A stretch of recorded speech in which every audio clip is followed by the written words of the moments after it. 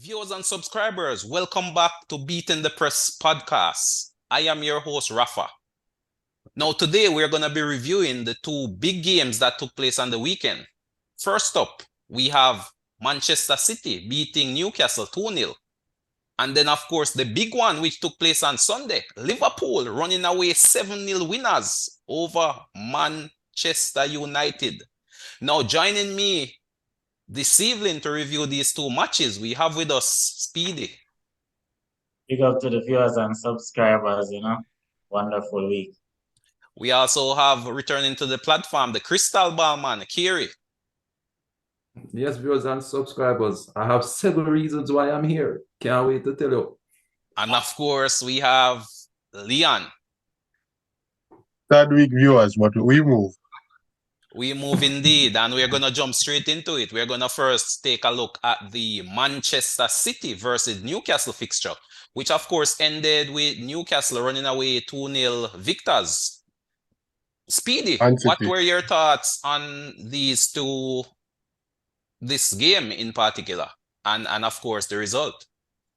I mean, if I'm not mistaken, on the preview show, I did predict 2-0 for Man City.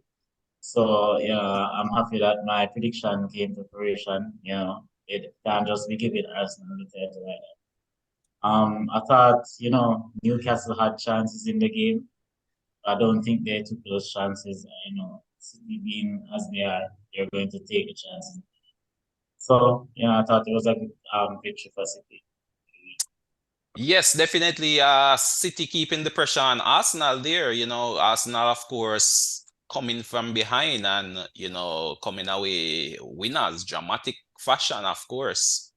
But Carey, how did you see this match? City 2-0? The game played out as how we kind of expected it to, because we know Newcastle entering the game poor on our form. Ever since the return from the World Cup, they haven't been the same as they were in the start of the season. So poor on our form, and we know City trying to add that pressure to Arsenal. Pep is really, really turning the screws now, because he knows that 5-point gap needs to be drastically cut within a few weeks, because we have 30 matches left. So that's right. Yeah, it played out as how we expected it. Don't get us wrong, Newcastle, they weren't that bad. They created chances, failed to take chances on the day. City got the chances, took them 3 points. So played out as how we expected. Yes, definitely. Not necessarily a surprise result per se, but I would say somewhat surprising in terms of the manner of the victory. The result itself, 2-0 to Man City. I believe we all predicted a win. The score may have varied, or I think I predicted a draw. But Yeah, most persons right, exactly. But most persons lean towards a win for City. So, as you said, not a surprising result, but the manner of the victory, it's not that fluid City that we have become used to. However, they did enough to pull out a win. Leon, how did you see this game, however? I mean, it went just, I predicted a 1-0, so it's not far. It's less convincing that I would expect from City coming down to the final games, but it was as predicted, but they weren't convincing, but we move. Yes. In terms of tactics, however, did you see anything odd or different from either team, or would you say, Speedy? No, I mean, in the previous show, I did say at times City would have to grind chances over the game. Newcastle, they would have been a rugged team, hard to break down.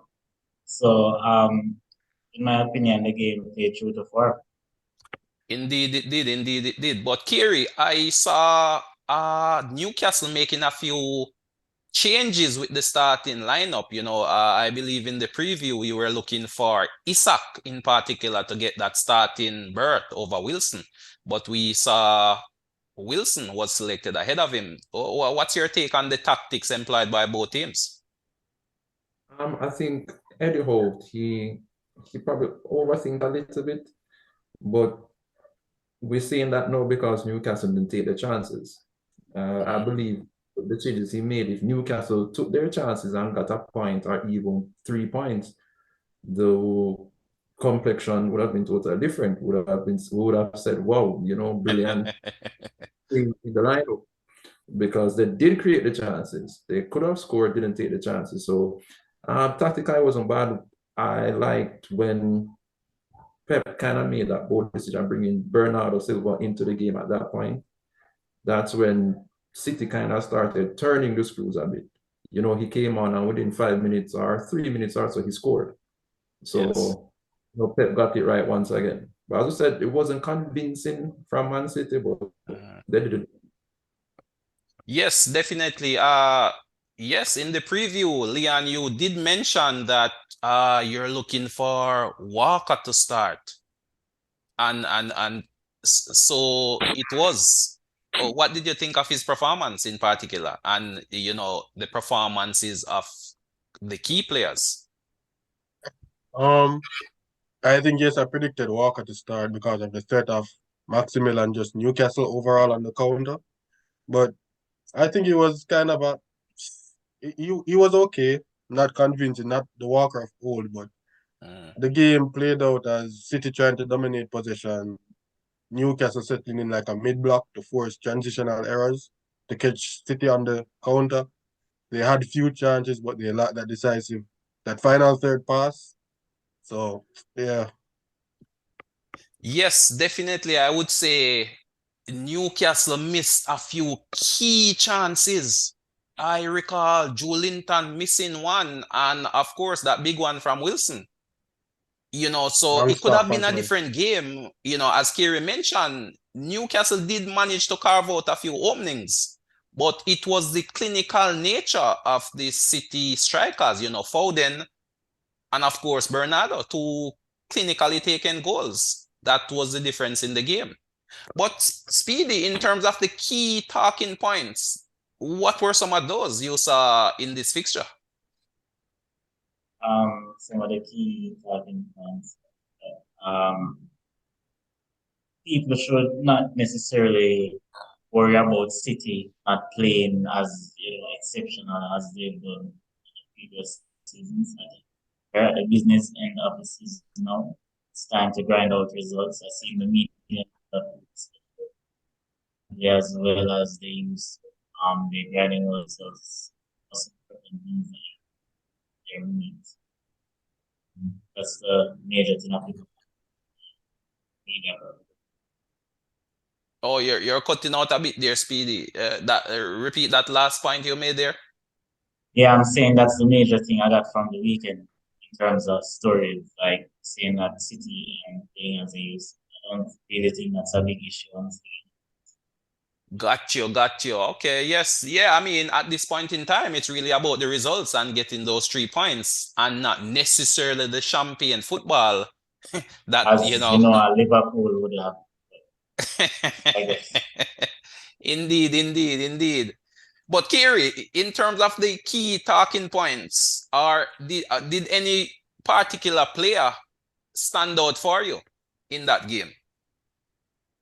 It was possibly not a good performance, but Akanji, he didn't have a good game. He's been a little inconsistent around the defense there in recent games, and I think on a day if Newcastle took the chances, we probably could have blamed him for a goal or two. So I know Pep probably looking to boost his confidence, try to get him back on that level, because at this point in the title race, they cannot afford to lose a point. They can't afford to drop any points whatsoever. So Pep definitely will be looking into Akanji and see what he can do to possibly tweak the defense a bit, because Pep knows, just as we sitting here, we know that if Newcastle were clinical, they would have been in trouble. Pep knows that. So I'm looking for Pep to really tweak that in the next coming games. Yes, of course, the games are definitely coming thick and fast. And with Arsenal having a 5-point gap, you can't afford any slip-ups. Otherwise, they'll just run away with the title per se. But Leon, what did you see as or who did you see as the standout player for that fixture, if any person at all? I mean, I would say probably Foden coming back into the side, getting a goal, trying to get that form because Foden over the years has been a key goal threat for Man City. So Pep putting him back in the starting lineup to get some form for the business end, and I'd like to see him use Kyle Walker more consistent, so we can get some form because we know Kyle Walker performing at his maximum capabilities is very different from Rico Lewis performing at his maximum capability. So I'd like to see some like consistent for Walker and keep on introducing Foden back in the lineup. Yes, definitely. I mean, the introduction of Foden came at the expense of a red hot Mahrez. Some would question that decision, but Foden at this stage has, we've thought of Foden as being this youngster, but he's now at a stage where he has become one of the linchpin of the City team. And we see him coming in for a red hot Mahrez and pretty much not looking out of form any at all. Pretty much just picking up form and continuing the goal scoring that Mahrez was doing before he got benched. But that is Pep. We can't question the madness because the results are what count at the end of the day. But another victory for City, keeping the pressure on Arsenal. That was Saturday. On Sunday, we had the big one. Liverpool versus Manchester United. Speedy, talk to us about this one. I am lost for words. It's such a disappointment that I didn't have my comrade from the previous Otis here. I thought he would have given an interesting insight from the Manchester United perspective. But I mean, coming up to this fixture, there was something that I sensed in the air. This arrogance from Manchester United, a team that was so poor last season, and I won't even say that they haven't been playing well this season and they have lifted a trophy. I think it was absolutely disrespectful the way that they were arrogant and how they were going to come to Anfield and, dominate. Not necessarily my counterparts saying that, but majority of Manchester United fans out there. And I also found it very unprofessional from the coach talking about end of an era for Pep and Club. If I'm not mistaken, that's what 6 goals, 6-3 to Pep, and what now 7 to Liverpool. If I'm not mistaken, that's what 13 goals. So end of an era. I mean, that is amazing. I think this Ten Hag figure. I mean, he underestimated Liverpool. He underestimated the 12th man. He underestimated the fight. I thought that when they saw the midfield out there, they thought that they were going to walk in the park with us. A player that I love, I won't hide. But I mean, the Anfield atmosphere is different. At Anfield aura is different. We do not disrespect this team and come here and expect an easy game or an easy victory. And I mean, they did have one and two. It wasn't anything serious. So I mean, as they would call it, got poo, as I see online. he was being trolled by that Manchester United. I was so happy when he took that finish. Excellent pass into him, by the way. And from there on, I knew that it was curtains for United. And as the second half showed, every time I looked on the screen and looked away and looked back on the screen, it was the goals. I am actually lost for words. Yes. You've said quite a bit there in your opening statement there, Speedy. You seem like you're beaming with joy at this 7-0 victory. Beaming. The gods were with us. Okay. But Carey, how did you see it from a more neutral point of view, so to speak? Being an Arsenal fan yourself, how did you see this one? Break it down for us in terms of your overview of this game and indeed your comments on the match result. Yeah, man. Well, for a man who's lost for words, Speed, it certainly found a lot. So, oh, we understand, we understand. I agree with Speedy. The arrogance United developed in the past couple of weeks. I hear people saying, wow, we're playing the best football in Europe. They're not even playing the best football in the English league. So I don't Exactly. know how they're playing the best football in Europe. But, they won a little sippy cup the other day. I think it got to their head. And, you know, Eric Sevenhag, he went on to say all kind of good things about the league. And so it was a nice, humbling experience. Honestly, I didn't expect 7-0. No one expected 7-0. No one dreamt of 7-0, to be honest. Because going in at 1-0 at halftime, I said to myself, well, United can pull it back because they have been pulling results for the past couple of weeks. When it got to 3-0, that's when I said, this can get really ugly. And because we legit saw the lines left out of United at 3-0. And then the players, Anthony, I know I'm hard on Anthony at times, but I have to be hard on Anthony because you come in with $100 million price tag. And yesterday it was just totally unprofessional from him. He contributed absolutely nothing Well, to United. he did have that in his defense. He did have that first half shot on goal that forced Alisson into that save. So we have to give credit where credit is due, so to speak. I'm sure if A you talk to the regulation Man U save at fans, best. then they can probably pick a few positives out of the 7-0. But at this point, let me bring Leon into the mix. Leon, being a Man U fan, give us your views on the result and, of course, the overall performance. I mean, it was a rough watch, I would say. About this arrogance, I think the arrogance was well deserved. It's a derby, and based on our form, I would say they could go to Anfield with a little bit of chest out. Not a lot, but a little based on their form. But in regards to Anthony, I think Anthony was probably one of our better players. On the field, our midfield was non-existent. Our right side was non-existent. Only, as you said, only the Anthony I can really remember doing something on the field. And the only positive I can take out of this is that, yeah, like from the 6-3 result from City, we always bounce back. So I'm hoping that this doesn't derail their confidence. Well, it's a massive hit to their confidence, but I trust in the manager to get us back on track. Yes, yes, I feel your pain there, Leon. I definitely feel your pain there. I guess you mentioned as well in the preview that Liverpool was a hot and cold team, mostly cold. Mostly But goal.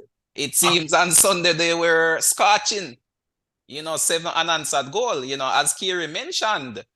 Okay. 1-0 at halftime, watching the game, of course, myself. I was feeling good. Speedy had made mention that the first goal would be an important one, and Liverpool got the first goal going into halftime. So I was saying to myself, all right, Ten Hag is gonna make some tactical changes and really try to pull back that goal. Liverpool on the other hand just need to keep their composure, continue playing the way they are, but just be wary of any tactical changes that might be made. But I never envisioned that in the second half alone, 6 goals would have been scored. Unanswered at that. But Speedy, from a tactical point of view, let's get into the nitty-gritty of the game. Scoreline apart, what did you see tactically? How did Liverpool manage to achieve this result? Again, not only was this down to the brilliance of Jurgen and Liverpool, this was also due to the arrogance. So I think it was, I don't even know what word to use, starting Rashford instead, in the forward line instead of to go against questionable strength at times defense. I thought starting Red Horse, Alfred absolutely nothing. Wasn't even able to hold. Was being bullied by both. I also thought that starting Bruno Fernandes on the right, which I think is an absolute shame of a cat, begging to come off. Yes, I mean, it shows the type of mentality this guy has and the audacity of a lot of Man United fans when they try to make this guy seem like he's this world class talent or some savior for Manchester United. So, I mean, if that's the level your club is at, it's really sad. But I mean, checking out and looking at the Liverpool tactics, I did say we needed to come out early. We needed to ride a bit of pressure, and we needed to take our chances. First goal would have been great. I thought that energy. I must apologize also to Andy Robertson. I did say in the previous show that I thought Shinika should have regained his spot from the Premier League game. I want to take that back. I want to apologize to Andy Robertson. The man is an absolute giant. He absolutely bullied Anthony, bullied everyone on that left side of the park. He was all over the place. He gave Liverpool that impetus, that drive to go for us. Win back these balls. We can press this team. We need to go forward. We need to counter press. Talk to players who are out of position. And I think that the momentum started in him with that pass. And from that goal went in. Second half coming out early with that same passion, that same drive. And when I saw 3-0, I was over the moon. I knew it was going to be an embarrassing. I'm really happy that we were the one who humbled in this season and put them in their place. Not better than Liverpool, never have been. Strong words there from Speedy, stern words there from a die-hard Liverpool fan, so to speak, But Carey, I mean, looking at it through the lens of a neutral, again, I come back to you as being the neutral one and set. From a tactical point of view, Carey, how did you see it from both sides? What did you see from Man U tactically as opposed to what you saw from Liverpool, in terms of the team tactics, the, player selection? How did you see it? The United manager, he kind of shifted up the lineup. We expected the counter attack at Anfield. I think that's what he was going for. I'm not going to say he necessarily failed. I think the players on the day failed the manager because you could see the tactical input that he had, the selection and all. But I would honestly say the players failed him. Speedy made a good point about Bruno. I think a lot of times Manchester United players, whatever actions they do, kind of get swept under the rug, we could say, by the media and by the fans, because of course they are quote unquote the biggest club in England. We can't give them that. Right, biggest. So we'll give them that. But Bruno yesterday begging to be substituted. All of that. I was like, you're supposed to be the club captain, you're supposed to, 3-0 down, 4-0. That's embarrassing. When Arsenal were 2-0 down other day, Odegaard, as a young youth being a captain, he rallied the guys and said, listen, man, 2-0 baby stuff. Right? Bruno wanted to leave his men out there. He's supposed to be leading the front line, wanted to leave his men there. Got aggressive with linesmen, got aggressive with referee.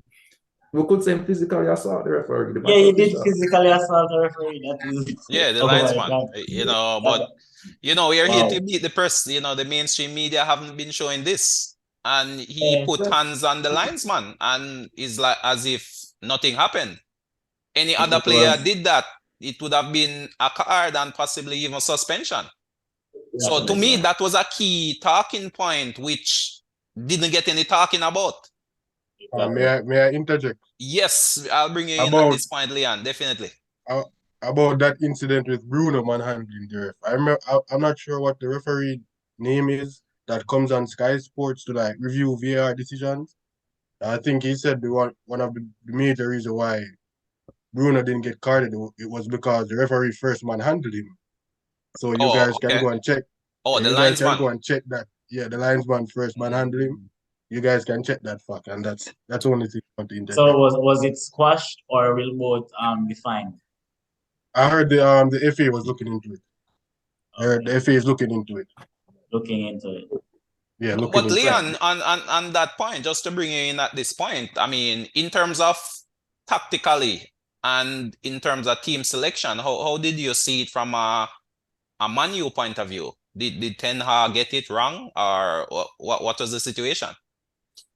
Yes, I think he got it wrong, but I didn't think that was the reason why we got the 7-0. As Carey said, I think it's mainly on the players, but I think he got it wrong in some aspect. There's no way you should start Rashford on the top when Trent is over there. At least test him. Trent went through that much unscathed. At least test him or something over there. And I think I just think that Jurgen Klopp got the better of Ten Hag, to be honest. He was outcoached in this match because I saw, like, at one point I was watching the match, I was wondering why aren't we winning any second balls? Like every second ball was Gakpo, and I think what Jurgen Klopp did, it was more like some part of the match, it was more like a 4-2-2-2 from Liverpool, where Harvey Elliott and Gakpo would be like 2 10s, where when Man United pumps the ball forward to evade Liverpool press, because Casemiro and Fred would have been up the pitch to try to press Liverpool, and I think Gakpo and Harvey Elliott won all the second balls. I didn't think Casemiro made any tackles. I think he had 18 completed pass. There was no possession kept. It was just overall a bad match, to be honest. Based on Ten Hag principles, most of our play or most of our pressing is like man to man. And when all of our players are losing their man to man battles, it doesn't fare well at all. So I just think, and after the third goal went in, I think their spirits left their body. I think it was like a recap for them. It was like a recap for them from last season when they Yeah, were man, the getting pumped all every game. United resurfacing, yeah. Yeah, like, I think I saw players not following their markers, nobody covering each other. It was just a mess, and I don't think from I saw that, I know it was curtains. So it was just how quick will the match end, and it didn't end. So it Indeed, was just, indeed, yeah. quite a comprehensive outlook there, Leon. But gents, we have 5 minutes, so I'll just give you an opportunity for a final word. Speedy, I'm just gonna ask you to keep it short this time. You know, we have 5 minutes to go. So final word, Speedy. My final word to Manchester United and to their fans is be humble and accept the fact that you're probably the second or third best. Do not size up when you play against Liverpool. This is unfair. All the Liverpool fans, big up. Don't know. Champions League in the week. Yeah. All right. I'm not sure if I'm to say well said, but we hear you loud and clear, dear Speedy. Carey, final word before we wrap. Yeah, man. What can I say? Very interesting weekend. Liverpool looking to come into the top four now. So kudos to them on that. I know persons here were touting Varane and then this my baller Ben White, who was man of the match on Saturday. So don't put Ben White with the no Varane in the same league. So I love the weekend. It was a very good weekend for us. 5 points. We're going for it. I can openly say it. Arsenal is going for it. So Yes, indeed. let's Another interesting weekend of results again, some very shocking, others expected. But Leon, I'll come to you on this. What's your final word going forward? I mean, on the Varane, Ben White, Corey's right. Kerry's right. No comparison. One is a centre back playing right back to Saliba, who was the bench prospect of Varane in the World Cup. So we'll leave it at that. And for all the Manchester United fans, we play Thursday. We come again. Freak result. Let's pray that Liverpool doesn't go and lose the next game. So You know, it's a freak result, and let's play Thursday. It happens. Bad Leon, heritage. Probably. they might never see Well, the go passing yet, you know, Leon. Just say. well, gents, I just like to thank you for your contributions, for sharing your opinions and your thoughts. Viewers and subscribers, thank you again for joining us. I'm just going to ask you to continue to share the platform if you haven't subscribed as yet. Please go ahead and do so. And of course, hit that notification bell so that you get the updates as soon as a new video is posted. Let's try to get 700 likes for this video, guys. Very ambitious there, Speedy, but we have to have an objective. We have to have an aim. But gents, this is your host, Rafa. Until next time, Rafa Peace. signing off.